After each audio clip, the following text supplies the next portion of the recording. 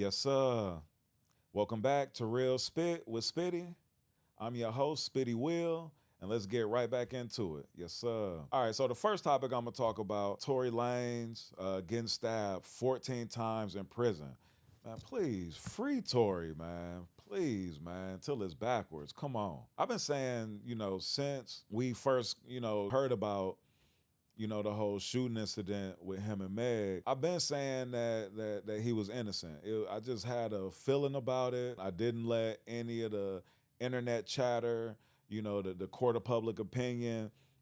I wasn't letting that, change my mind just because the way that the story came out and just the info that was being told, and the fact that when he actually went to trial, that like certain things, like there not being any gun residue on his hands, and things like that, just nothing made sense. Nothing was adding up. But now he's been stabbed 14 times in prison. He's still in critical condition. The man got 2 collapsed lungs. I know he got stabbed in the face. I think he got buck 50. Was stabbed in the back a couple of times, in the chest. Like just all bad. Just all bad. And then the day after he gets stabbed, the bodyguard comes out and makes a statement through his attorney saying that Tory wasn't the one that actually shot the gun. Now, I don't like to play conspiracy theorist, but my conspiracy theory that I've had since the beginning was that Meg and her homegirl, what's her name, Kelsey, they got into an argument.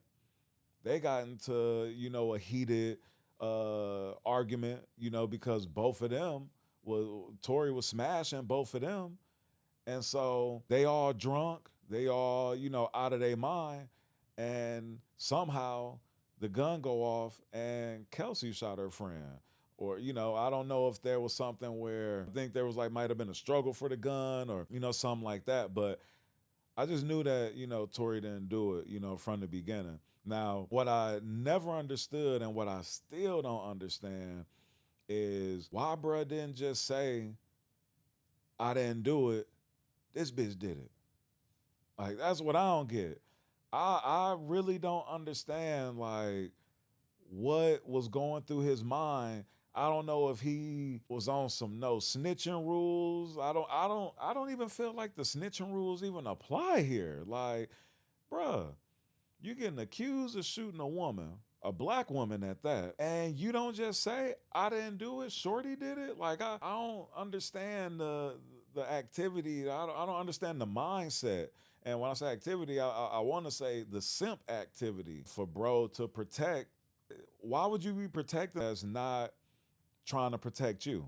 And that's what I never understood. I saw Jason Lee mention that Tory was texting him at some point and was saying, months ago that the real truth was gonna come out and that basically he was trying to protect 2 black women. I just can't understand why bruh was moving the way he was moving. I don't know if he must have thought that he was really gonna get off and that he was just gonna get like the ultimate points, like the ultimate clout points, the ultimate just real nigga points or something, for not saying nothing, for just, staying quiet, through the whole thing. Like, man, I ain't snitch, I ain't let up, I ain't say nothing, but I was able to, get off on this. I don't know, what bro was thinking, but it's interesting to me that, he wouldn't say nothing and then he get, sentenced to jail. Now, I feel like there was a hit put out on bro. Basically, it must have been, a hit being put out because somebody knew that some of this truth was about to come out. If Tory was dead, this truth wouldn't have ever have come out because there wouldn't have been any point in any truth coming out. Nobody would have had to say nothing if he ended up dead. But now that he alive,